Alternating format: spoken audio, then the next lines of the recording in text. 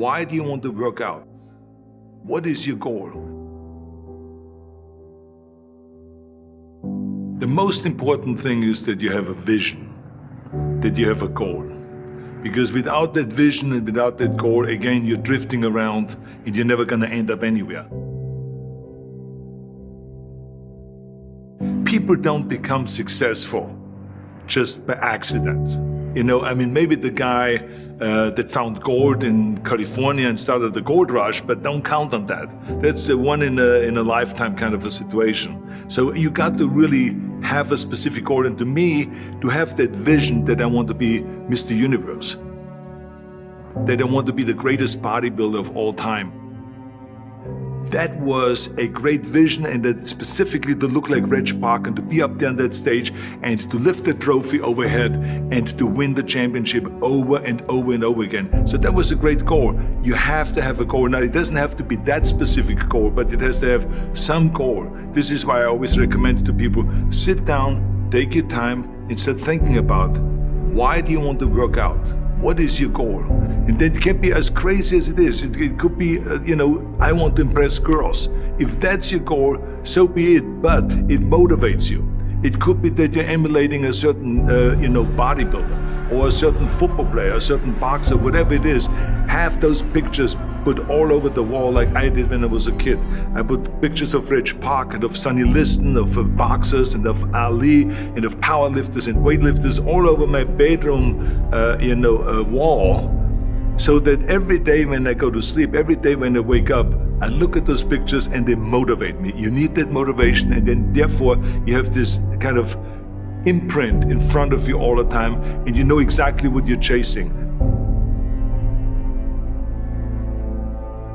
People always come up to me and says, why are you smiling? You're working out 5 hours a day. You're doing the same as the other guys, but the other guys have a sour face. They're pissed off that they have to do another rep or another set or something. I looked forward to another 1,000 reps of sit-ups. I looked forward to another 500 pounds of leg press or squat. I looked forward to doing more and more curls until my arms fall off. Why? Because I knew that every rep that I did and every set that I did and more weights that I lifted, I get one step closer to turning that vision into reality.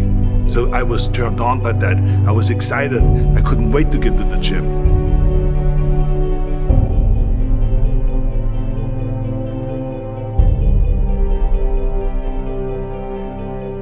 I remember that when I weighed 245 pounds, and Bob Raferson, the director of Stay Hungry, said to me that I'm interested in having you come in for a reading and work on your acting and all this, because I'm interested in having you in a movie to star with Jeff Bridges and with Sally Fields. I was delighted about that, and I was excited, and I started pumping up more and more. And then he said, but I don't want you to weigh more than 210 pounds. You want me to be in the movie, but I'm weighing 245, 246.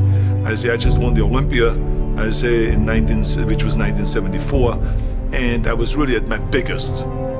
And but he demanded that, and he says, look, it's very simple.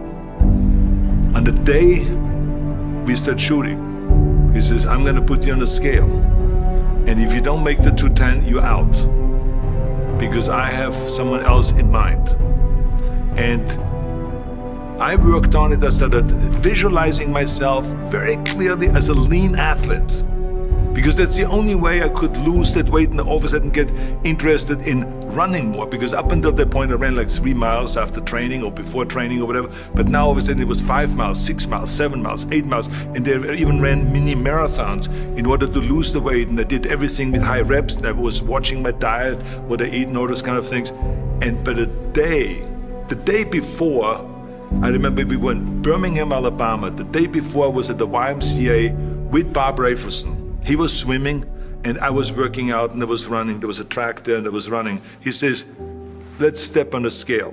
And I stepped on the scale and I weighed 209. So it just shows to you what is possible if you visualize exactly what you want to look like.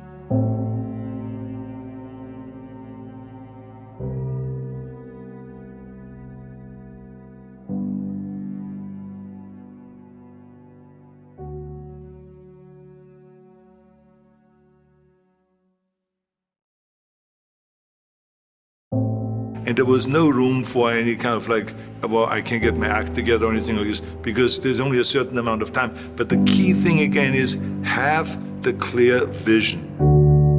Have the specific goal of what you want to accomplish, because then you never go to the gym and you say, the day I feel down a little bit, I don't know what it is all about, I don't know my life, I'm confused. No, I tell you that I was a perfect example of someone that was not confident at all.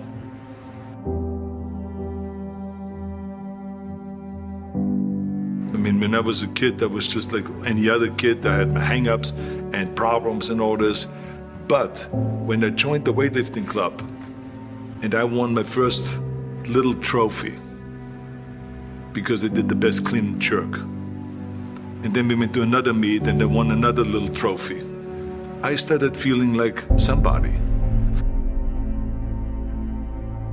But the bottom line is, everyone can use the same method, because I used it in politics, I used it in making money, I used it in everything that I've done in the movie business. When you have one little victory, little victories add up, and that is what gives you then ultimately confidence. Well, for me, the most important thing always to have a deadline. So when I, for instance, had a competition, and let's say the competition was in the middle of September, and it was now beginning of summer, so there was no more time to screw around. So there was the time now to get going on a diet, to get going with the training, to not slack off at all, because there was a deadline there. The day of the competition, I had to be in the best shape possible. And I knew that if I come to the competition and I lose because I did not schedule my training the proper way, or I didn't have the right frame of mind, or I didn't give everything, literally worked my butt off, I would be just so angry. So I never wanted to be in that situation. So this is why it was very important to pick that time and to say, this is when I have to be in top shape, and then I work towards that. But it's not just with the competition. I mean, it's the same in the movie business. I mean, to me, it was always a big advantage when I said, okay, my movie starts on April 1, and I have now 3 months, so I have to get really in great shape.